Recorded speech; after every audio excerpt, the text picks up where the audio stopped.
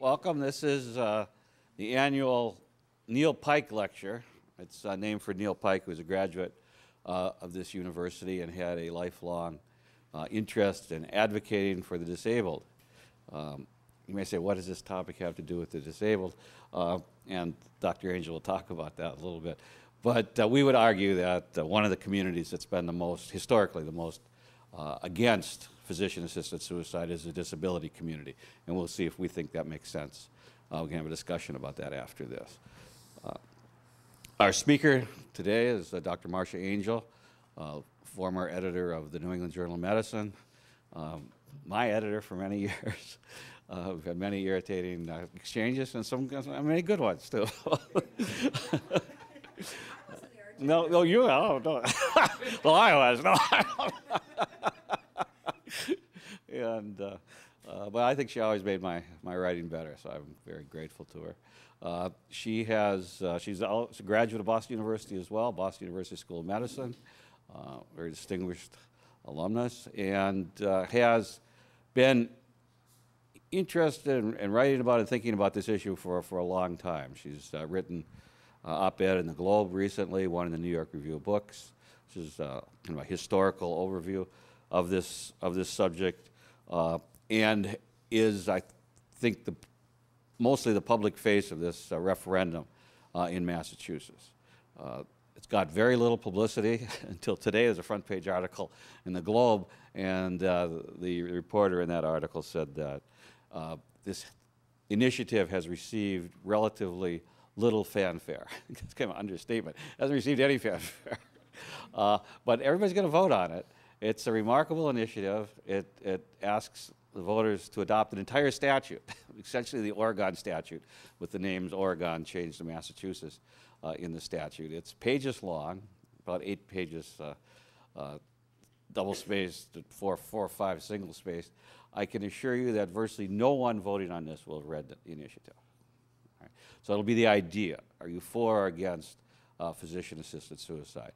And actually, I don't think there could be a better spokesperson in favor of the motion than Dr. Marcia Angell. So we're delighted to have her here, and she will give a lecture. Dr. Michael Groden from the School of Public Health, the medical school, will give a brief. Emphasize that to Dr. Groden. A brief response. Then if Dr. Angell wants to respond to his response, that's fine. Then we're going to open it up to questions and answers. This was scheduled just to keep the room till 1:30, but we plan to quit at 1. So those of you who have classes or you have to someplace to go, don't worry about it. This is going to be a 1-hour event, and we'll begin with Dr. Angell.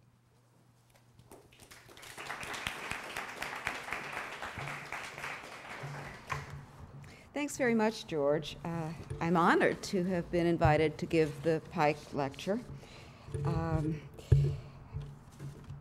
And also pleased to have the chance to proselytize to you on something that George assures us you've never heard of. As he said on November 6th, in addition to weighing in on the high-stakes political contests, Massachusetts voters will decide whether physicians may provide a terminally ill patient with medication to bring about an earlier, more peaceful death if and only if that patient so chooses. On the ballot will be this very long Death with Dignity Act that's virtually identical to the law that's been in effect in Oregon for nearly 15 years, and in Washington now for almost 4 years, Washington State. It will appear as question number 2 on the ballot, and if it passes, it'll be binding. It will become law in Massachusetts. Montana also permits this form of assisted dying through a 2009 decision by its Supreme Court, not a voter referendum. The purpose of the Death with Dignity Act is to give dying patients who find their suffering no longer bearable the option of hastening an inevitable death.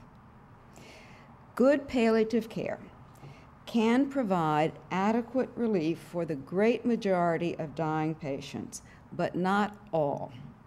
Pain can usually be eased, but other symptoms are harder to deal with, Symptoms such as weakness, loss of control of bodily functions, nausea, breathlessness, these are harder to deal with. And the drugs to treat symptoms often produce side effects that are unacceptable to the patient. Even worse for many dying patients is the existential suffering. They know their condition will worsen day by day until their deaths, that no matter how bad it is today, it'll be worse tomorrow and likely worse than that the next day, that their course is inexorably downhill, and they simply find it meaningless to keep soldiering on.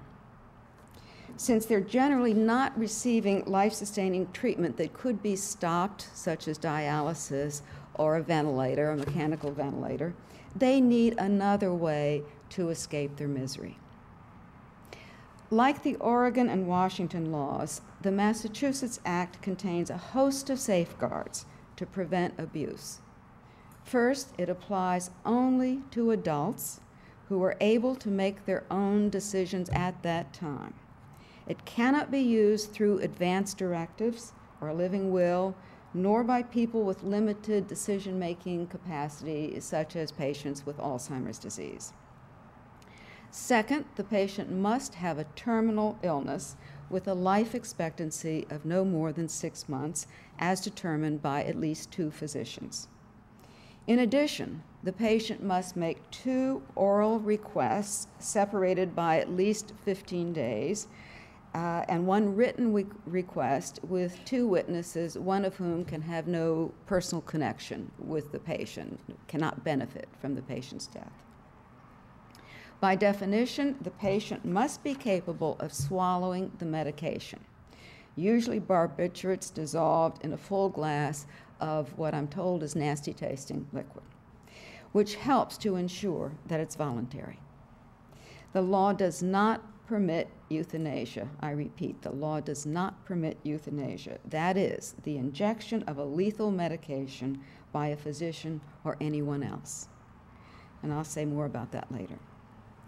If a physician believes a psychiatric condition is impairing the patient's judgment, the patient must be referred to a psychiatrist or other licensed counselor.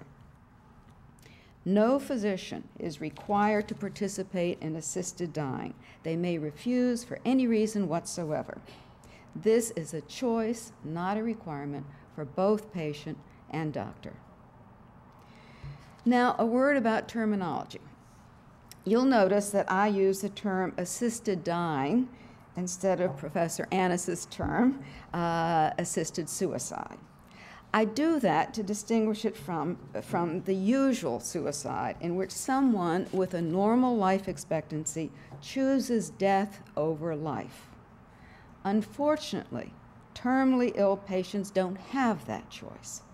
They are facing imminent death and would simply be choosing the exact timing and manner of an inevitable death. How has a Death with Dignity Act worked in Oregon? The state's health authorities Division of Public Health, keeps detailed records of how and why the law is used, which it releases every year. You can find that in very readable form. It's very accessible on the Oregon Division of Public Health website, both year by year and cumulatively, now for 14 full years. The law, as I said, has been in effect for nearly 15 years now, and it seems to have worked pretty much exactly as intended. As of the end of 2011, it had been used to hasten death by 596 patients, accounting for only 1 in 500, or 0.2% of deaths in the most recent year. Over 80% of patients had widely disseminated cancer. Most of the rest had end-stage emphysema or late amyotrophic lateral sclerosis, that's Lou Gehrig's disease. Nearly all were receiving hospice care, but found it no longer sufficient to relieve their suffering. The main reasons they gave for wanting to hasten their death, and these were reasons that their physicians reported, so we don't have it directly from the patients, but what their physicians said, the main reasons were loss of autonomy, the inability to engage in enjoyable activities, and loss of dignity. Although pain was given as a reason by about a fifth of patients, it was near the bottom of the list. Of great importance, about a third of all patients who were prescribed the medication didn't take it. They kept it at hand just in case, because it provided peace of mind. There has been no evidence of abuse, either in the state records or in the careful research that's now been carried out by investigators at the Oregon Health Sciences University. Although there has been an increase in the incidence of assisted dying over the years, from 16 deaths in 1998, that was the first year, to 71 in 2011, that was to be expected as people became more familiar with the law, and also as efforts by the federal government to intimidate doctors by alleging that they were violating the Controlled Substances Act. Those efforts were lessened and eventually stopped by a Supreme Court decision in 2006 on behalf of Oregon, in support of Oregon. So I think many doctors were timid at first to help their patients to die under this law. The law is still used sparingly, and the point of it, after all, was to make assisted dying available. Many of the opponents say, what people are using this law? Well, precisely. At first, there were fears that the availability of physician-assisted dying might crowd out good palliative care, but it's had the opposite effect. Most experts believe that Oregon now has among the best systems of palliative care in the country. There were also concerns that the law would be used disproportionately among various disadvantaged patients, for example, the poor and the uninsured, the disabled. But in fact, the patients who died in Oregon were relatively affluent and well-educated, and almost all had health insurance. Far from being especially vulnerable, they were the type of people who particularly value control and independence. And these were people who had exercised control and independence when they were healthy, and they didn't intend to forfeit that right just because they were dying.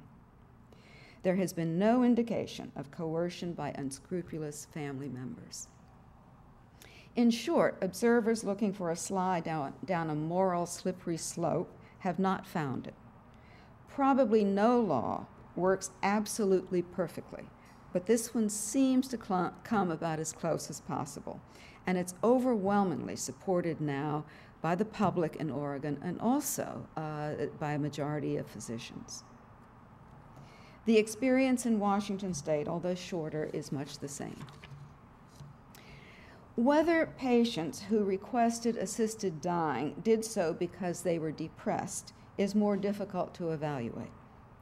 The symptoms of depression overlap with those of terminal illness almost completely, and dying inevitably produces sadness.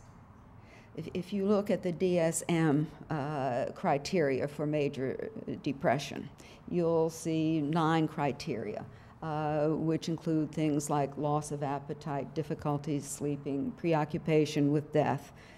This happens when you're terminally ill too. So there's no basis for distinguishing. So far, the limited evidence, though, is that depression is no more frequent in the patients who request assisted dying than in other terminally ill patients. This is the proper comparison. In fact, a recent study showed that the patients who had obtained the medication became less depressed and anxious than those who didn't. In a sense, the law can be seen as a sort of treatment for depression in dying patients because of the peace of mind and sense of control it engenders. Unfortunately, there are no good studies of other treatments for depression in this setting. There are no rigorous studies of the usual antidepressants in this population. Nevertheless, the death with dignity laws, including the ballot initiative in Massachusetts, require physicians to refer patients for counseling if they believe a patient's judgment is impaired by depression or another psychiatric condition. And that was a common reason Oregon doctors gave for denying requests for assisted dying. Initially, about 80% of the requests were denied. I think it's probably less now, but I don't know. But depression alone does not make a patient ineligible for assisted dying. It must be severe enough to impair judgment. That's the criterion. And that seems to me to be exactly right because of the inevitability of some depression in this context as judged by the standard diagnostic criteria. As mentioned earlier, the death with dignity laws in the U.S. exclude euthanasia. One rationale is that if the patient must swallow the medication, it helps to ensure that it's a voluntary act, whereas euthanasia could be involuntary.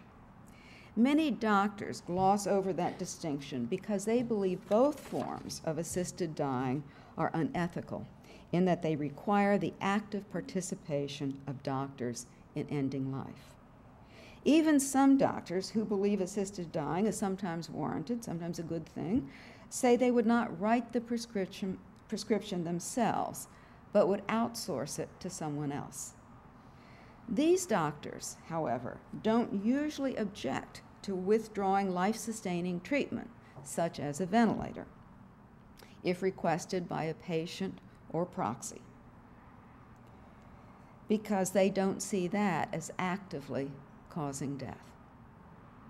Now, aside from the fact that disconnecting a ventilator would appear plenty active if done without, in fact, would constitute homicide, if done without the consent of the patient or a proxy, the problem with this argument, it seems to me, is that it puts the focus on the physician and not on the patient. How active is the physician being? But if looked at from the patient's point of view, how active is the patient being? Swallowing medication is a purposeful action the patient must take, unlike withdrawing treatment like a ventilator or euthanasia, in which the patient may be utterly passive and not even aware that it's happening. Unlike the US, some countries do permit euthanasia. It's legal in the Netherlands, Belgium, and Luxembourg, where they make no moral distinction between the two forms of assisted dying. And euthanasia is actually favored because it's easier and faster. Furthermore, patients in these jurisdictions needn't be terminally ill, although they must be suffering from an irreversible illness. In June, the British Columbia Supreme Court overturned the Canadian law against assisted dying. If that decision stands on appeal, it'll be argued in Ottawa starting in March. If that decision stands on appeal, Canada will likely join the Benelux countries in allowing both forms of assisted dying, although that could change if regulations were narrowed it somewhat. Switzerland, like the United States, bans euthanasia, but otherwise permits assisted dying. Only in the United States is assisted dying restricted to patients with a life expectancy of less than 6 months.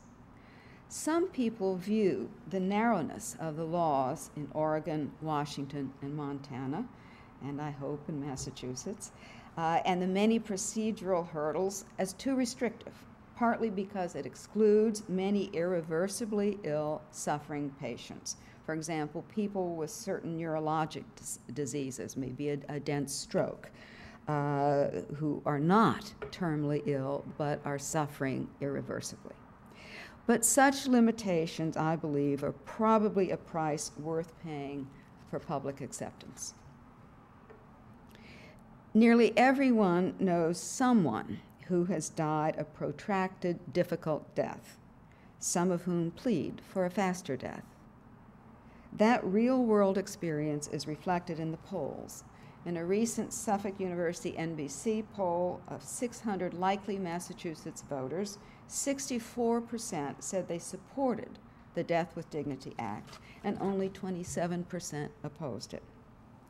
Nevertheless, there's strong opposition from several organizations who are trying to convince voters that the law is dangerous and they should rethink their instinctive support for it. These organizations include the Catholic Church, the Massachusetts Medical Society, and a collection of disability groups, and I'll discuss them briefly one by one.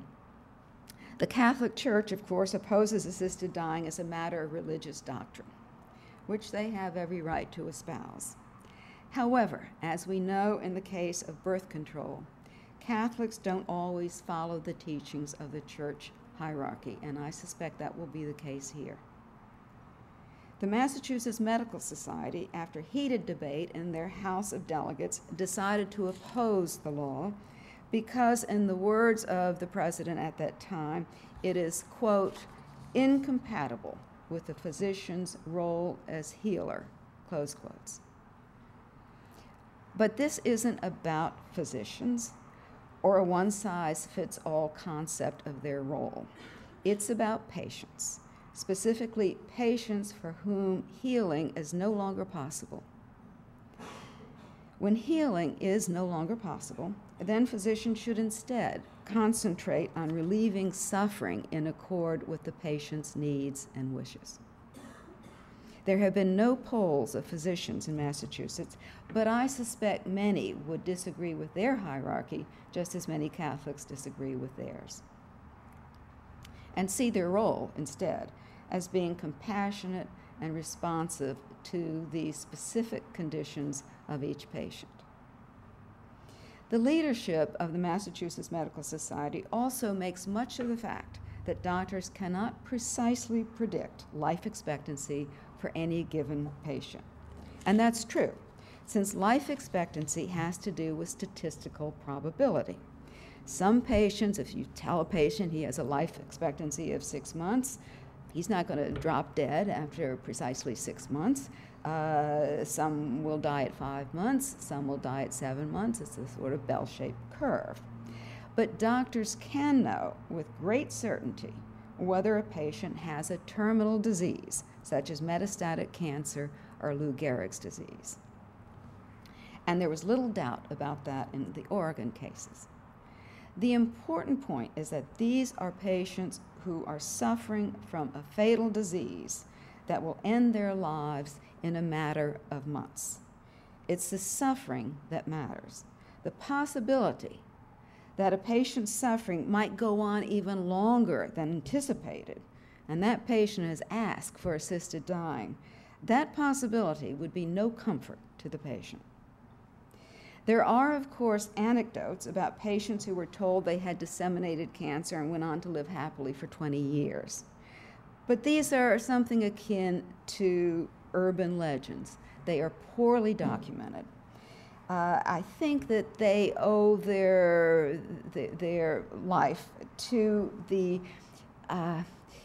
desire of physicians who are giving a patient a dire diagnosis to say, you know, you have lung cancer and your life expectancy is about 2 years, but who knows, it could be 20 years. You know, I've heard of patients who have lived happily for another 20 years. Poorly documented, told for the best of reasons, though. Moreover, it's unlikely that such patients would request assisted dying. As for the disability groups, and I'm aware I'm giving the Pike lecture here. As for the disability groups, I agree that the issue of how disabled people are treated is very important. And there's still a lot of things to be done to help disabled people. I was thinking about, I was debating someone with a disability on this issue, and in talking off the air, he was telling me how awful it is to have these lovely brick sidewalks that you have out here when you're going down the sidewalk on a wheelchair. I mean, there are all kinds of things that we ought to do on behalf of the disabled. But that is an entirely different issue from assisted dying. This law concerns terminally ill patients, not disabled people. disabled people would simply be ineligible for assisted dying. Now, like other Massachusetts voters, they'll have many points of view on question number 2, and not all of them oppose question number 2. But as a group, they have no special standing, since the law affects them no more than anyone else. In conclusion, I'd like to reiterate a few key points, since there will be a lot of misleading hyperbole in the next month. First, this is not a debate about life versus death. All of the patients will be close to death. The debate is about the manner of death. Second, the Act does not require physicians to provide medication to patients who request it if they don't wish to do so. It simply provides one more choice for both physicians and patients as they deal with terminal illness. In the great majority of cases, both physicians and patients find palliative care sufficient. Assisted dying would be reserved for those cases in which both physician and patient agree that it's not sufficient. Third, the availability of assisted dying does not replace palliative care, as we've seen in Oregon. Assisted dying and palliative care are no more mutually exclusive than is the medical treatment of heart failure and heart transplantation. You use one when the other has failed. At base, arguments against the Death with Dignity Act seem to me to stem from the paternalistic notion that terminally ill patients can't be trusted to know what they want, that they need to be protected from themselves. That's wrong, and I believe it's actually a little bullying. Patients and no one else are the ones to say when their suffering has become intolerable. An individual physician should be able to stand with them without fear of retribution. Why should anyone, the state, the medical profession, the church, anyone, presume to tell someone else how much suffering they must endure as they face death? Thank you.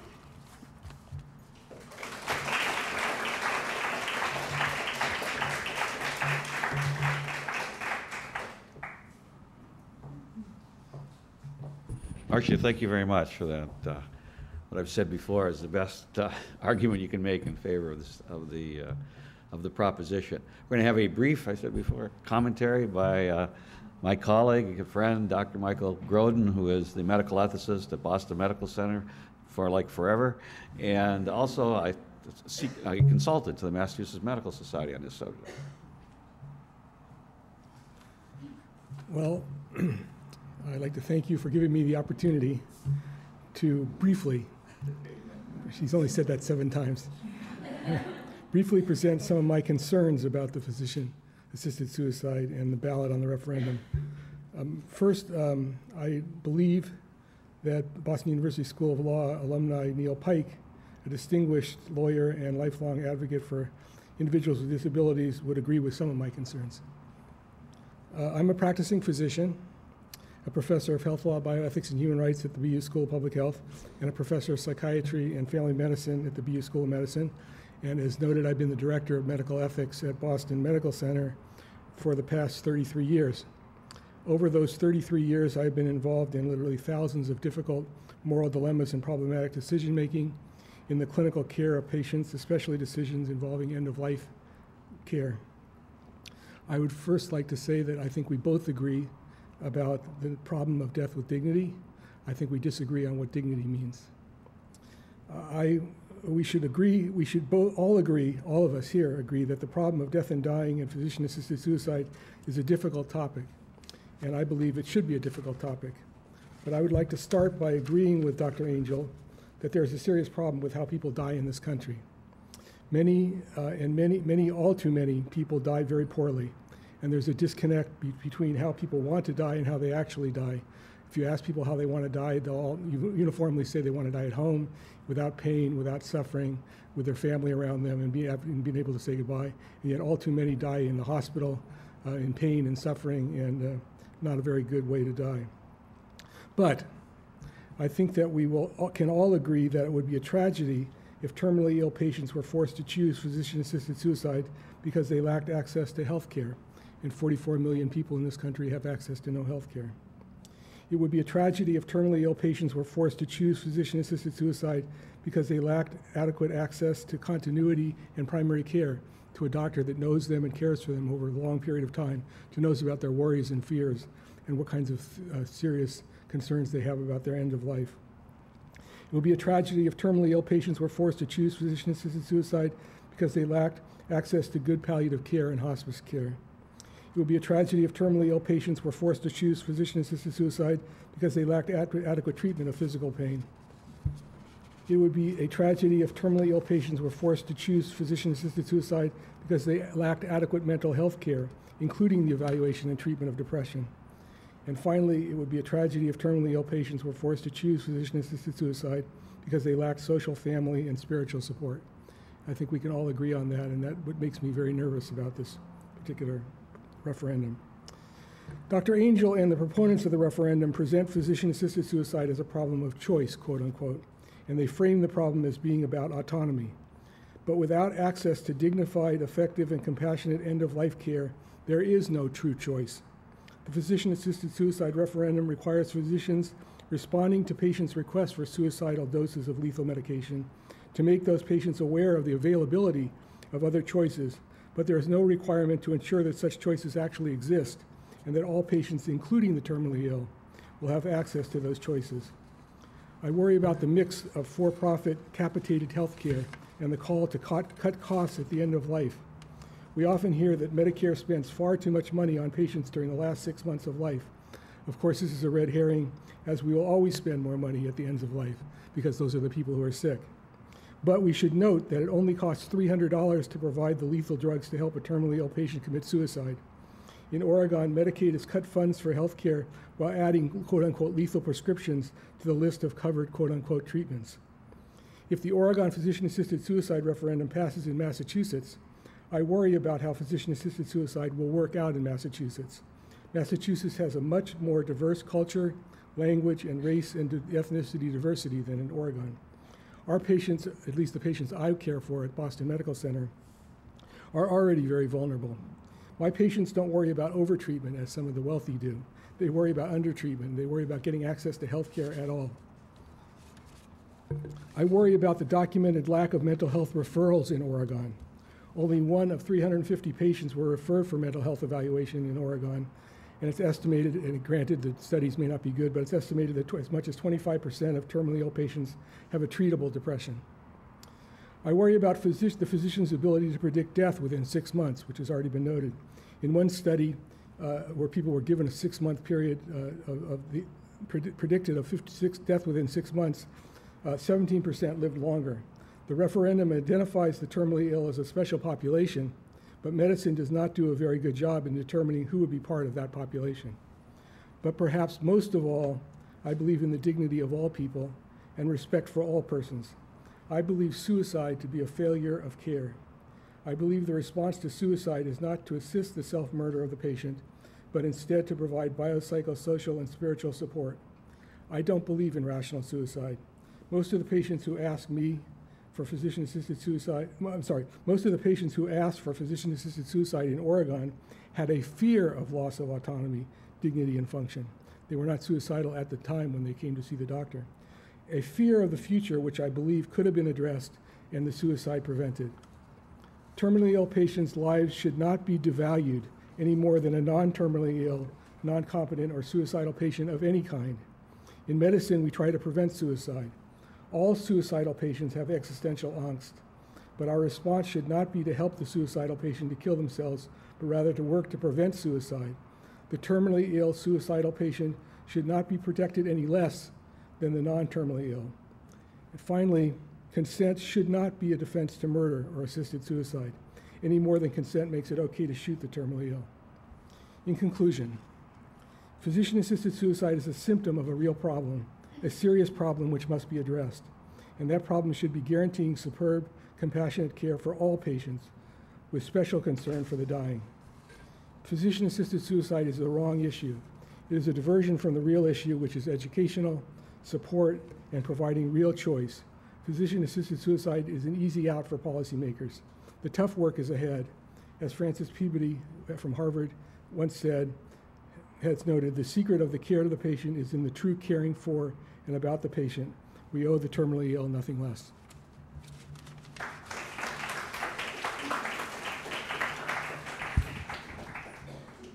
Thank you, Michael. I think the issue is joined pretty well there. We got both sides of it now. Dr. Angell, do you want to comment on? Of course. No. It's your lecture, not his. Well, I want to hear from the audience at some point, but just a few. Go right into yourself and call on people. Okay. I certainly agree with your last sentence about Peabody, that the secret of caring for the patients is caring about the patient. Just 2 points. I don't want to go through each of your points one by one. I mean, the disagreement is, it should be obvious, and the nature of it. But 2 points. You talked about how most people wanted to die at home with their loved ones around them. And that is another benefit in Oregon. I think it was 96% of these patients died at home with the people around them they wanted to have around them. Whereas in other places, a lot of deaths, even when they have a terminal illness, occur in hospitals, even in ICUs, with all kinds of technology and tubes and things. So this did help to bring about this kind of death. And as I also said, it's used sparingly. I mean, the palliative care in Oregon is very good. And so this is used only when that fails, which is not very often. But I'm concerned about some of your concerns that because we don't have a perfect healthcare system, or even a very good one, somehow dying, suffering patients have to be held hostage to that. That we would say to them essentially, well, you know, you're not going to get good palliative care, you're not going to get this, you're not going to get that, your insurance companies may not pay for the palliative care, and besides, you can't have assisted dying, you can't have anything tough. I think that your criticisms of the care that's available for dying people points toward reforming the healthcare system and toward those lacks, rather than points toward voting no on question 2. The second point, general point I'd like to make, is you talked about people not being referred to psychiatrists or to palliative care specialists. Now, a lot of that was winnowed out at the beginning when doctors said, no, I won't help you. But it's true that last year only 1 of 71 was referred to a psychiatrist. I'd like to contrast the kinds of safeguards that you, well, I suspect you're just against it anyway, even if they had to be referred to psychiatrists and palliative care specialists. Is that correct? Okay. But some people say, and they tend to be psychiatrists and palliative care specialists, these patients have to be referred to us. And I'd like to contrast that with the way we deal with patients who refuse treatment that's necessary for their survival, such as dialysis. If a patient says, I know I will die if I don't have dialysis because my kidneys are gone, that's it. That's the end of the discussion. They don't have to be referred to a psychiatrist, to a palliative care specialist, to a nephrologist, or anybody. That is it. The patient makes that decision. The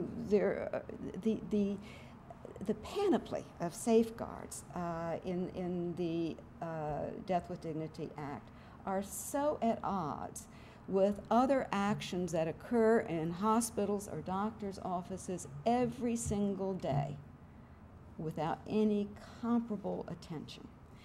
Now, that was not always so. When patients first argued for the right to withhold or withdraw life-sustaining treatment, like a ventilator or dialysis or antibiotics, they had an uphill fight too. Karen Ann Quinlan in 1976, her parents had to go to the New Jersey Supreme Court to get permission to remove the ventilator. That was a hard battle. Doctors at that time thought it was tantamount to euthanasia. And there was a lot of argumentation about it. Now that is generally accepted. I think with the Death with Dignity Acts, we're at the same point we were at in the late 70s with foregoing life-sustaining treatment. And I think as we see it play out, and certainly the success in Oregon, I think we'll get less squeamish about it. Was there anything else? No, except I wanted to point out that when you refuse antibiotics or dialysis or something, you are causing your death just as surely as if you ask your doctor under the Death with Dignity Act for an overdose of barbiturates. You're causing your death just as surely. Okay, questions, discussion?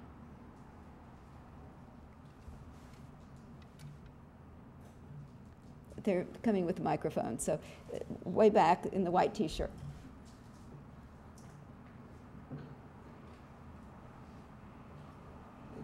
Question about you saying that I had a question about how you said that we should consider the way we treat patients that are refusing care now, mm-hmm. and how that is different, and contrast mm-hmm. that with physician-assisted suicide.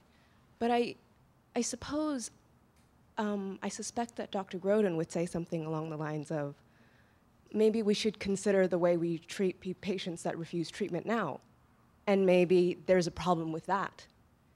And maybe we should think about, maybe the answer is not to bring physician-assisted dying closer to the patients that refuse treatment, but maybe take a closer look at why patients are refusing treatment and the sociological and narrative reasons behind why they choose to do that. How would you respond to that? Well, I think the question is really for Dr. Grodin. Do you want to respond to that? Well, I think that people do have a right to refuse treatment, but in my clinical experience, I think we've gone too far, perhaps, towards. I work in the ICUs all the time, and now when a patient says they want to stop treatment, the first response isn't, well, let's think it over, let's go over it. People say, well, that's fine, that's the end of it. Get them out of the ICU, get them out of the hospital. They save the hospital money, without being too cynical. They save the capitated healthcare system money, and they're out. So residents don't even ask a second time, are you sad, are you depressed, is there something we could do, is there something we could care for? Mm-hmm. And I think that we've gone so far the other way that, that people don't spend the time to interact and to talk to the patient about what their worries and the fears, particularly getting primary care. I'm worried that people in ICUs or people in the hospital are isolated, don't have somebody who knows them over time, knows about their worries, their fears, their past experiences. Yeah. And so I think this is a concern. But then after you've done all of that, and they say, no, I don't want the antibiotics for my pneumonia. Correct. Then they have the right to refuse treatment. Yeah. But they don't have a right to demand getting medicines to kill themselves. Yeah. Says you. But if the says the law also, I might add. If the referendum passes, that will change. There's a difference between actively killing and removing life support in the law, I would suspect, but you'd have to ask the lawyers. Just behind you, I Mike. have a comment about Dr. Grodin's recitation there, because he framed it as someone shouldn't be forced to choose, forced to choose, forced to choose. And he used that word forced, which I think was deliberate rather than accidental. And I just want to comment on that I think all his arguments do just as well without the word forced in it, even though it does sharpen the point on it. But I wanted to ask you, why have we not heard a lot of talk, or maybe you have, but I have not, in the wake of the Affordable Care Act, about this issue? I mean, it's been quite quiet on the death panel front. And they go after the Physician Payment Advisory Board. They go after all other little pieces. But this one they've been quiet about. Why do you think that is? Because that isn't a part of the Affordable Care Act. No, I know it doesn't isn't. speak to it at all. Well, I know it isn't, but with all the other things that are being said about it that are not true, this is one that gets people very upset. I see. Well, maybe the Tea Party hasn't thought of it yet.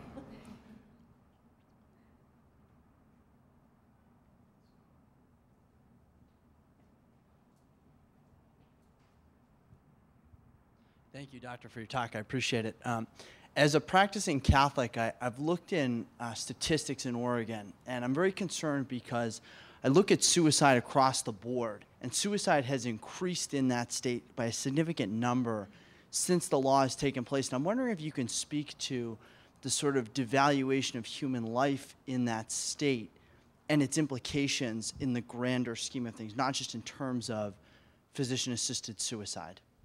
Yes, this is an example of damn lies and statistics, because in fact, the suicide rate in all of the Western states has increased by as much, and indeed Oregon is among the lowest in the Western states.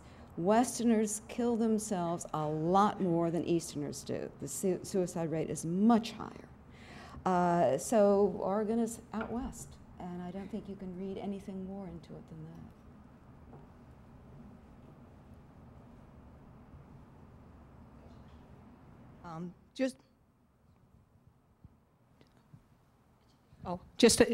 Just a comment.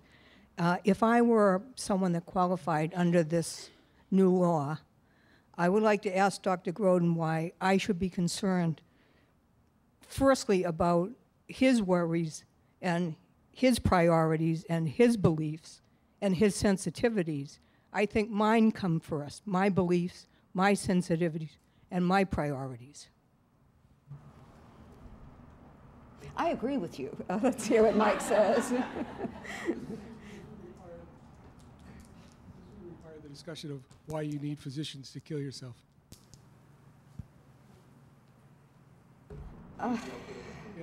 Well, no, I think suicide is wrong, period. And I've said that. I was right up front about the rationals. I don't think there's such a thing as, and people who kill themselves have existential angst. People who come in my psychiatric practice who want to kill themselves have psychological angst. But I'm saying that this suggests that the patient, that the response is lethal doses of medication, which I don't agree with.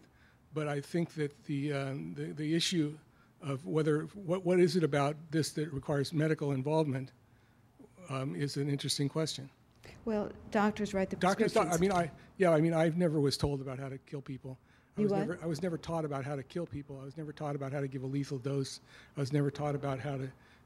By the way, it's something like 25% of it said don't swallow the medicine and throw up and take antiemetics with the medicine. No.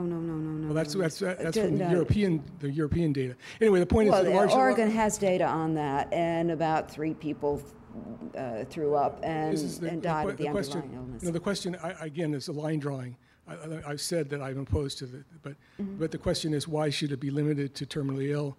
Why should it be limited to people who can't? Why not somebody who's paralyzed but who has total capacity? I mean, and goes on and on and on. I mean, people who have amyotrophic lateral sclerosis, when they're first diagnosed, might say, I don't want to, I anticipate, I'm fear of what the future may lie, kill me now, or help me, give me. And people who can't do it themselves then can be, assisted, a la Kevorkian, et cetera. If you talk about why can't other people who aren't terminally ill, that's not in this law. It's no reason to oppose this law. It might be a reason to maybe have a different law, but this law would not permit that.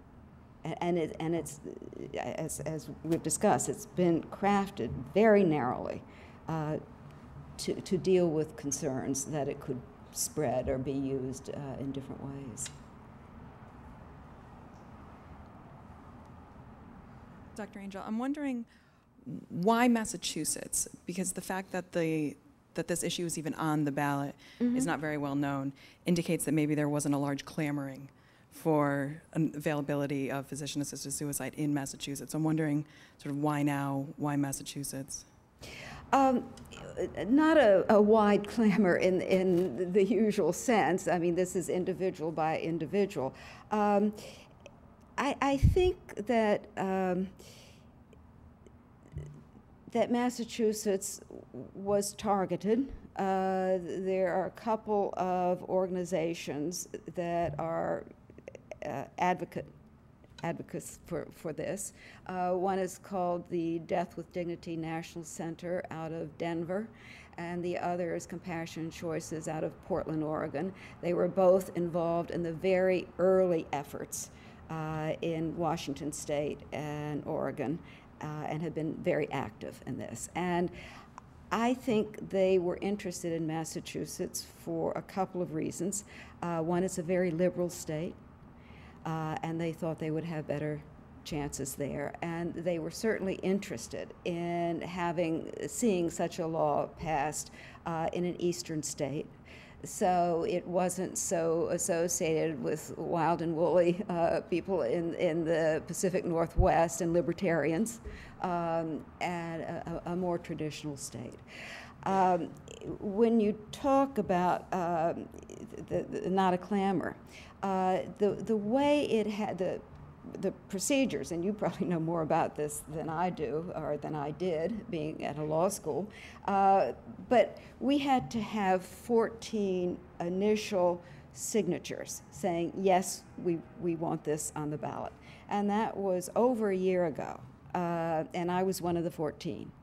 And so then the Secretary of State had to look at it and say, and it was identical to the Oregon law, except for a few legal niceties that were a little bit different in the state. But in terms of the content, what it would mean for patients and doctors, identical.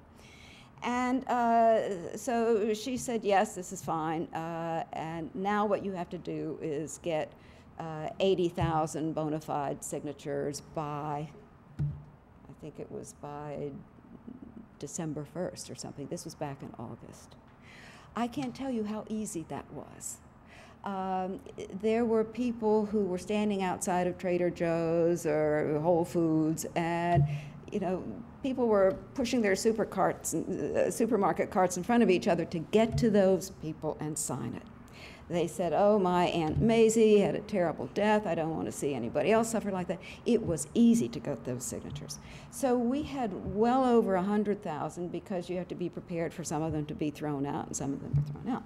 So then the state legislature in May had the option of saying, oh, people seem to want this, we will pass a law. And of course they weren't going to do that. So then we had to get, in just 1 month, another 12,000 signatures that were not the same ones in the first. Piece of cake. So that when people know about this law, most of them, because they have had real-world experience with bad deaths, say, yes, I'd like to see this pass. I think our worst opponent in the next month is not going to be the Catholic Church or the Mass Medical Society or even the disability groups, but the fact that so many people don't know about it. And then they get into the voting booth and they know nothing about it, and they see something that says at the top death, and underneath they have yes and no, and their default position is to vote no. And in fact, that's the default position of most people faced with a ballot initiative that they haven't heard of. Don't change anything, no. So I think that that's the hardest hurdle for us, because when people hear about it, they tend to say yes. Wendy?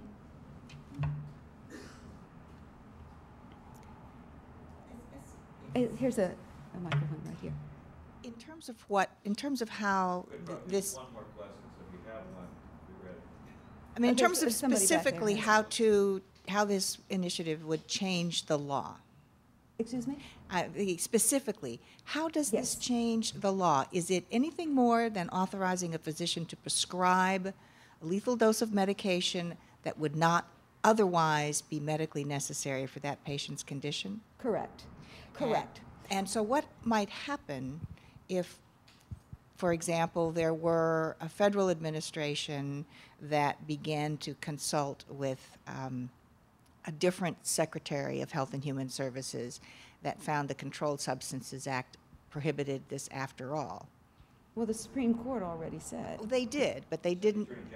They said the Attorney General couldn't make that unilaterally, but there might be a more sympathetic. I'm just curious if you had an opportunity to think about whether a different federal approach with a different federal Secretary of Health and Human Services could come back to bite it. Well, you know, I wouldn't predict anything, any outcome of this election, and that's a possibility. But I think that I just can't. Yeah, I don't want to go there. It makes me too nervous. Yes, there was somebody way in the back there. Yes. Hi, thank you. I appreciate the comments of both the speakers, and I'm just wondering to hear your thoughts about the potential third option that we haven't really talked about here today, which is voluntarily cessation, voluntarily stopping eating and drinking. Yes. And how that path actually can, without the participation of a physician writing a lethal prescription and out of respect for patients' goals and values, for patients to voluntarily stop eating and drinking, that will probably result in a death within, the estimate is about 7 to 10 days. It's dehydration. And that palliative care can be very efficiently deployed so that the time period that the patient is dying, the patient is free from suffering. Certainly existential suffering is a separate thing, and the recent onset of the sophistication of palliative sedation and skill set in palliative care physicians. Just wondering about option. Anyone can do that right now if they want to. And it is said that some people find this not a bad way to go. But it's also said that some people find it a terrible way to go. And you're also, dehydration is not pleasant. You also have the family watching somebody become dehydrated over 10 days. Not a pretty sight. So to me, you're achieving the same thing. You're doing the same thing. I see no ethical distinction. But you're doing it slowly, and for some patients, very unpleasantly, and certainly for some families, unpleasantly. But it's an option if people want to take that option. Thank you very much.